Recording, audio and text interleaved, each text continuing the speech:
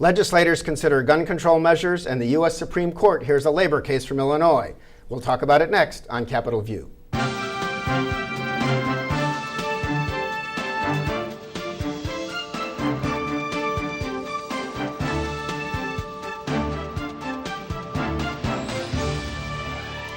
Welcome to Capitol View, the program where we talk about state issues, sometimes federal issues, and how they just might affect your life. I'm Bernie Schoenburg from the State Journal-Register. We're getting close to that primary, and a lot of other stuff is happening in the legislature and in Washington. Here to talk about it today, Kent Redfield is back, Professor Emeritus of Political Science, University of Illinois, Springfield. Welcome, Kent. Good to be here. And Mark Maxwell is here, Capitol Bureau Chief, WCIA-TV. Welcome, Mark. Hi, Bernie. Okay, for a terrible and unfortunate reason, the recent shooting in a high school in Florida, gun control has been on the national radar, and the Illinois legislature certainly fell into that. In this past week, we saw some legislation considered, and even licensing of gun shops was one bill that was actually had been passed by the Senate, was passed by the House, and now is on the governor's desk. Is Illinois going back to its gun control roots in this time after what happened in Florida? Because we really used to be a gun control state. We are, I think, the last state in the country to pass concealed carry, and it was only after it was ordered by the U.S. Supreme Court that that is a right people have as far as self-protection. Used to be, in Chicago, it was a city ordinance that you couldn't even own a gun in your own home.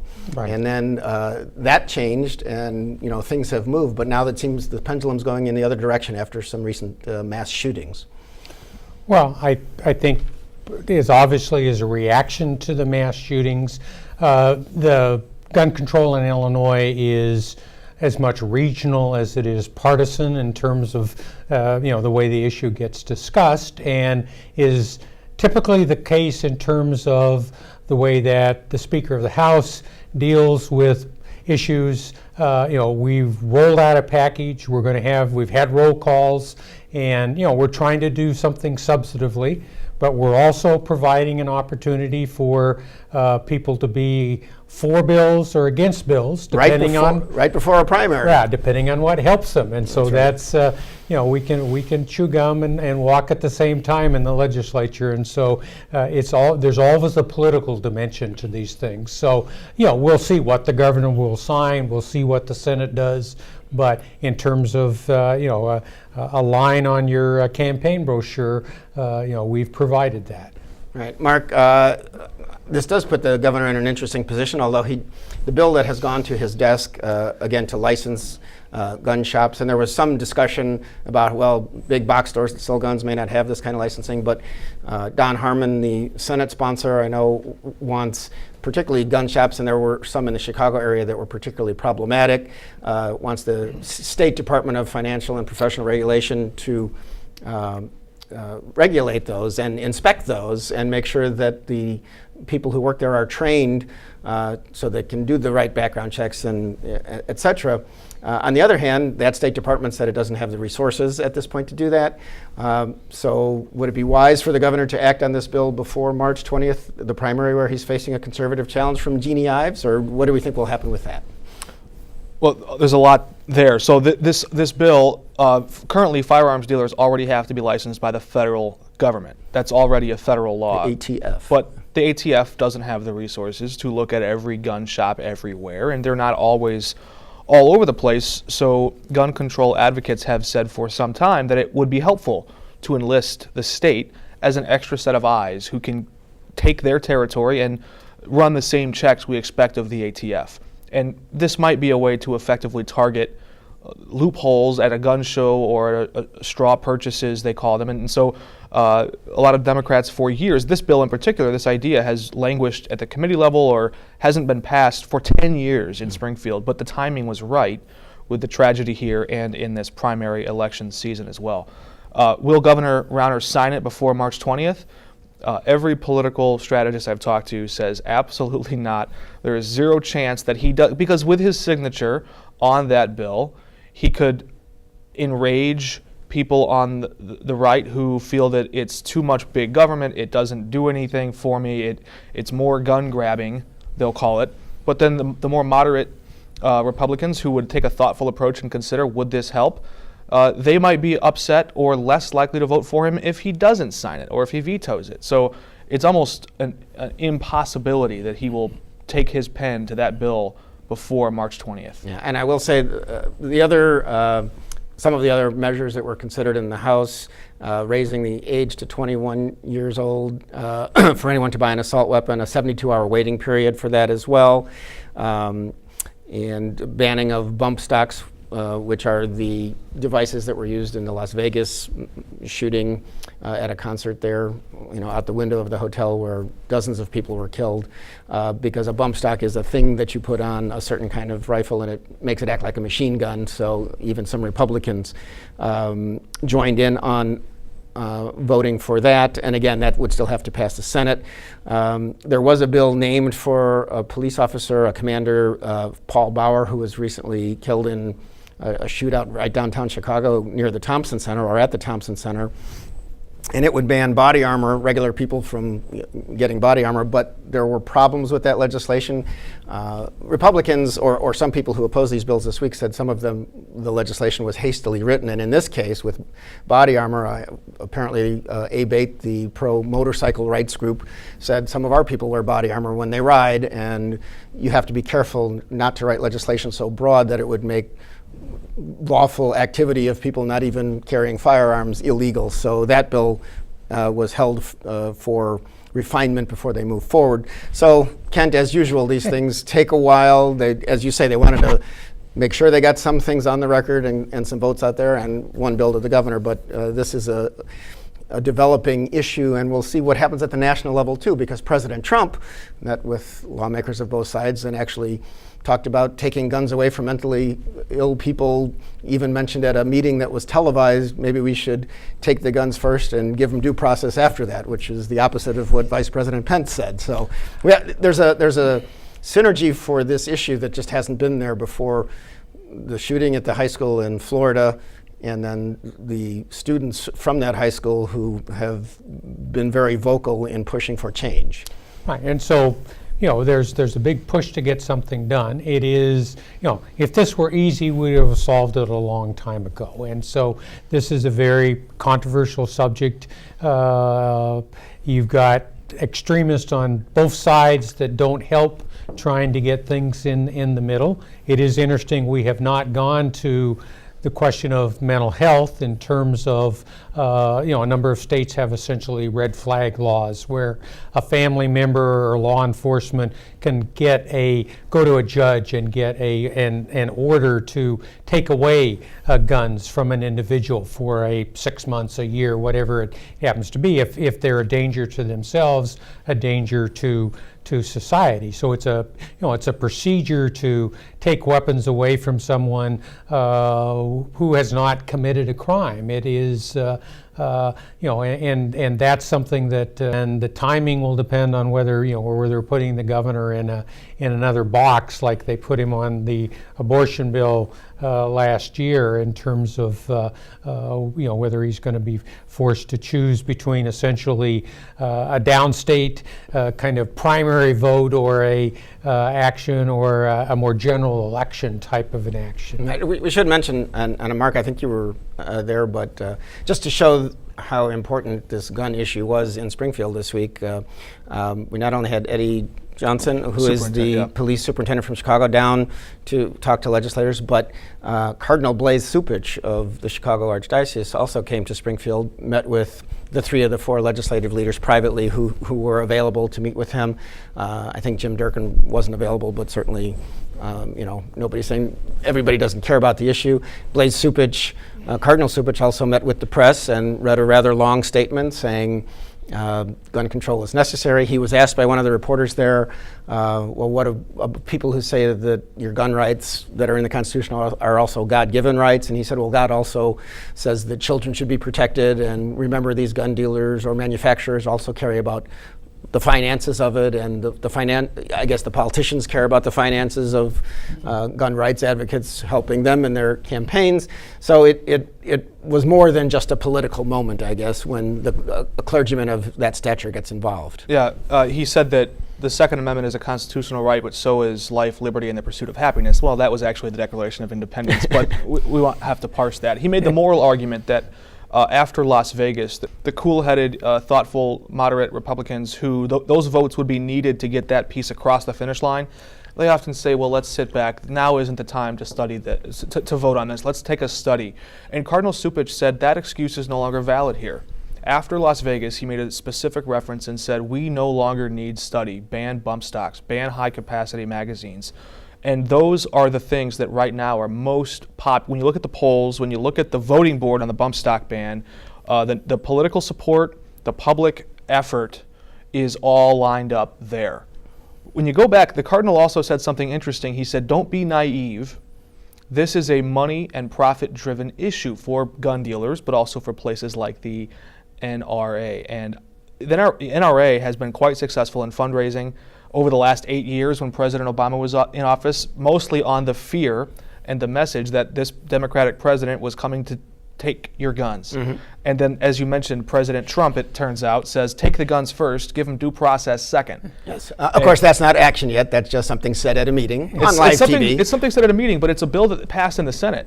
Senator Julie Morrison's bill, she's from Deerfield. Illinois Senate, you're talking about. The Illinois State Senate. It's here in Illinois. She passed a Lethal Violence Order of Protection Act, which means that the red flag, if you go to a judge, a family member, or a police officer and says, we think this person's a threat to themselves or others, the court can order your FOID card and your weapons must be surrendered. They can issue an order to a police officer who shows up at your door and takes those weapons. The Rifle Association or others who oppose this say, what's the threshold? How does a judge know to convict or to issue this order? And right now, the law specifically says it's basically, in an emergency case, hearsay or the preponderance of evidence, the lowest possible threshold. And so, constitutionally speaking, that's one way to trigger a fascinating case that could go all the way to the Supreme Court.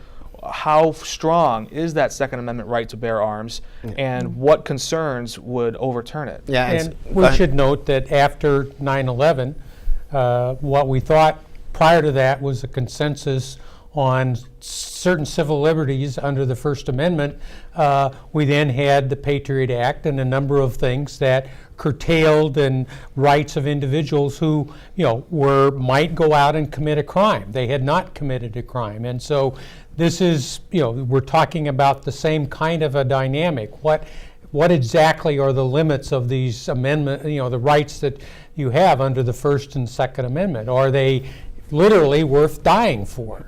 And these are very tough conversations. Yeah, and Mark, of course, the bill you were talking about is not yet to the governor because it would have to. It has to go to the House, and I believe there's a different version of that same bill in the House. So they're going to have to pass it out of committee, and it's going to have to go through all that process. So it's not fully baked yet. Right, and we'll see what happens during the legislative session, but we'll also see how much happens before March 20th, which we've seen some action, but March 20th, of course, being the primary.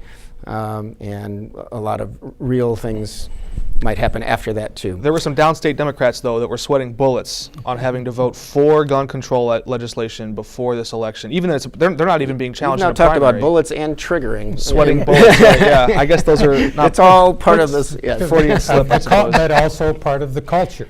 Yeah, but you're saying that those downstaters, they didn't. You're saying that they have pro-gun people in their districts. Yeah, I won't name this representative, but talked to one off-site at a location just grabbing lunch on this day, and the representative was just quite nervous knowing that whichever way they voted, they were going to have to answer to somebody who was going to have pretty strong feelings about it. Right. Well, as I think I've recalled recently, Glenn Pritchard was the last a downstate Democrat who ran for governor in 1998 against George Ryan, a Republican from Kankakee. And George Ryan ran full-page ads in Chicago papers showing that with a big picture of a gun saying Pritchard was a pro-gun guy, and we don't like that in Chicago. And so it was a Democrat who was pro-gun from Southern Illinois who was in trouble with voters in Chicago where gun control was a big thing. Yeah, the Democratic. So as you said, Kent, it's a regional issue. Well, another issue, it's the Janus case. The U.S., shifting gears, but to the labor issue, Governor Rauner has said that if he can't get things through the legislature, and he talks about that a lot because House Speaker Michael Madigan and the Democratic majorities haven't let him get his turnaround agenda through for business-friendly things. But he has spoken in very strong terms before he was elected and recently about what he thinks is wrong with the system of public sector unions.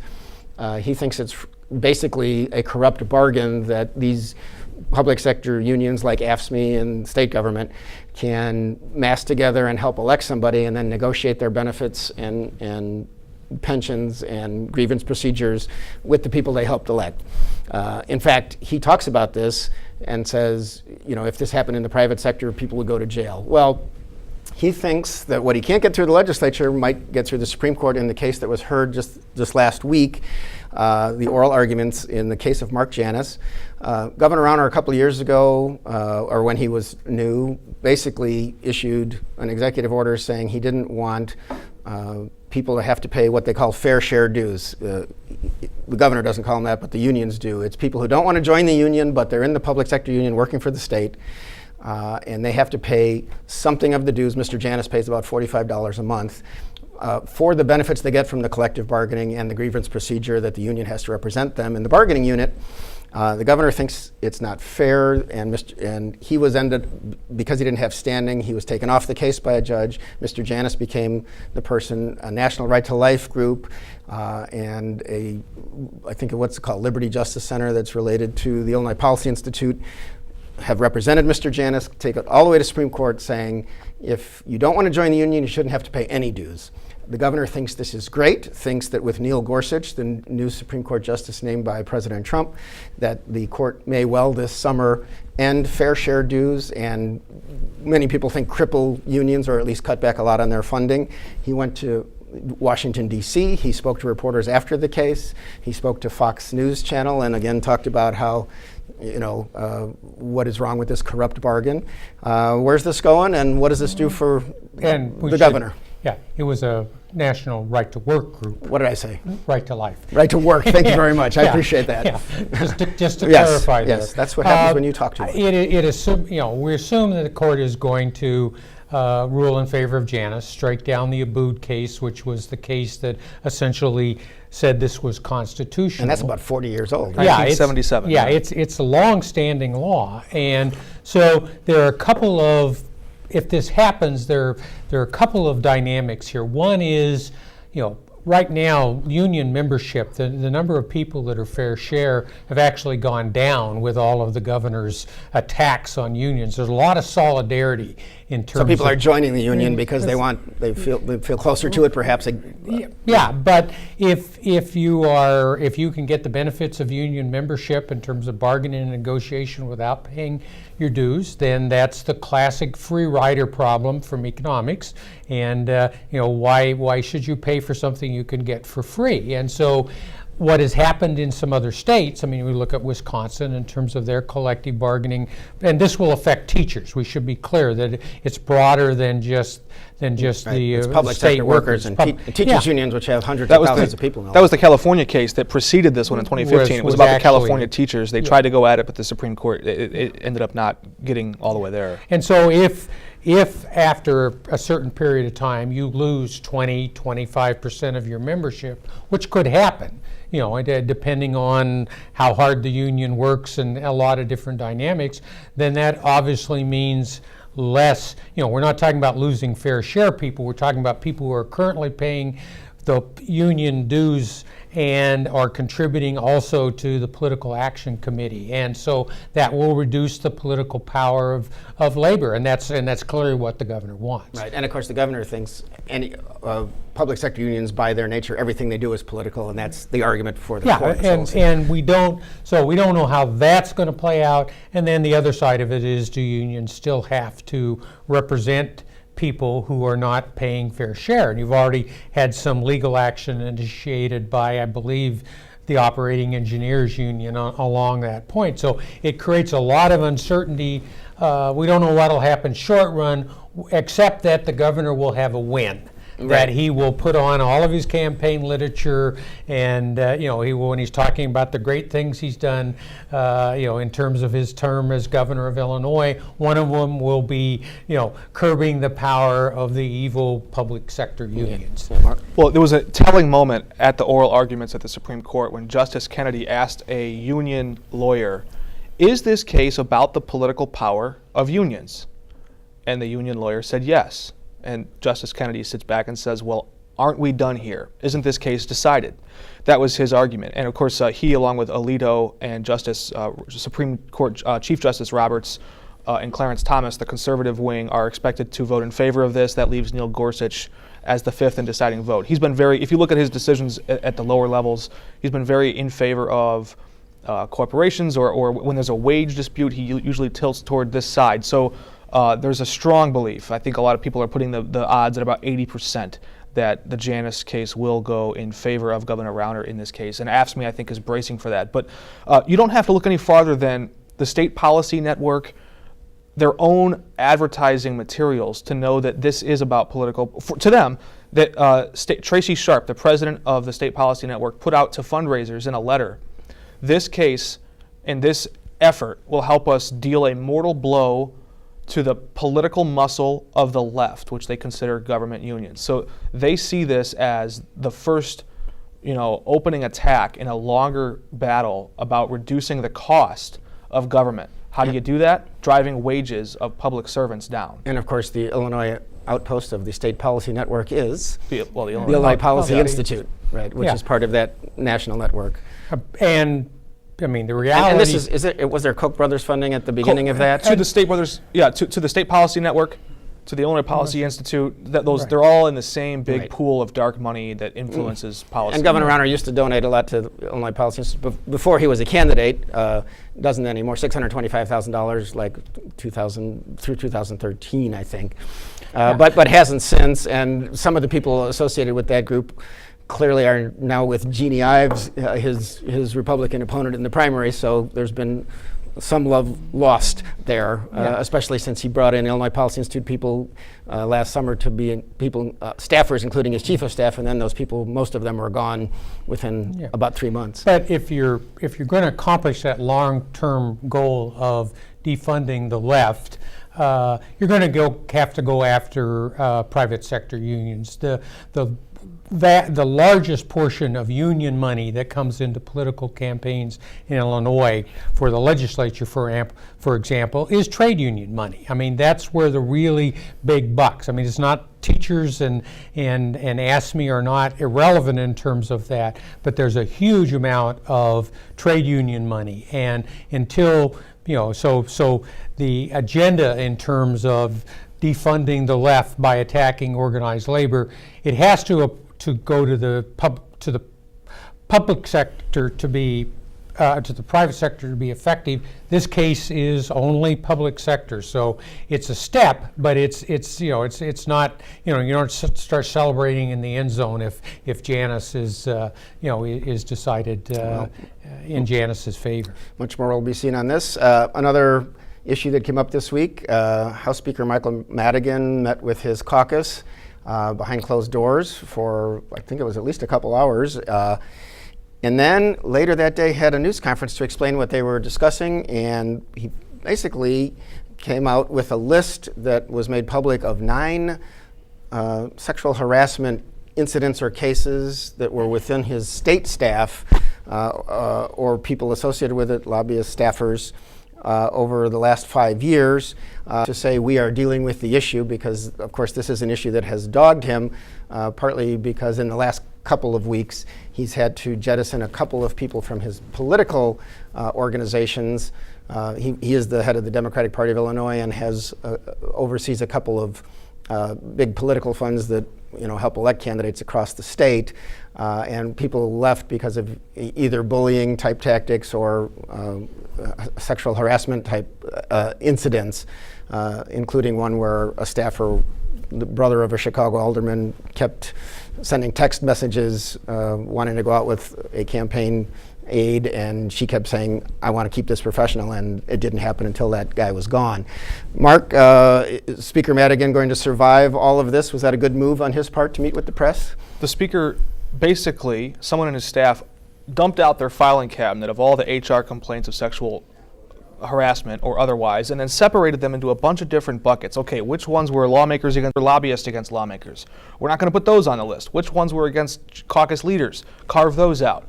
Which ones have not yet been resolved? The most compelling stack, those don't go on the list. And then we're going to take the rest of this and just redact all the names. Everybody who's been accused, we're not going to put that in here. Everybody who's a victim, they have asked for anonymity, so we're not going to put that in here. And we're going to give you this really vanilla document. They might as well have drawn a bunch of stick figures on a piece of paper because it told us nothing.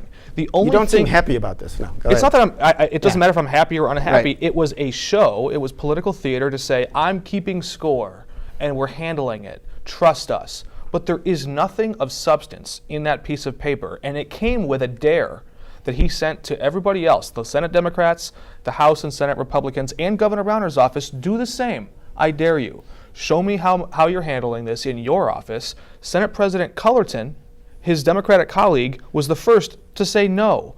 If a complainant comes forward knowing that descriptions, key elements of that encounter might end up in a public press release one day, does that encourage or discourage someone from reporting a very sensitive issue? There's a real this really flouts typical HR policy of how you handle something, and it further politicizes an issue. Someone I talked to said this was the Speaker leaning into an issue he knows he can't escape, hoping to drag everybody else into it with him in sort of this maneuver, and frankly, it rings hollow. Well, the show is about at end, so we're going to have to leave it there for now. A couple of Democratic candidates for governor have called for the Speaker to step down, at least as chairman of the Democratic Party of Illinois. He has said that kind of thing won't happen. We're looking forward and appreciate your view on this, and we'll watch that issue along with many others. Kent Redfield, Mark Maxwell, thanks for your time. Thank you for watching. I'm Bernie Schoenburg, and we'll see you next time on Capitol View.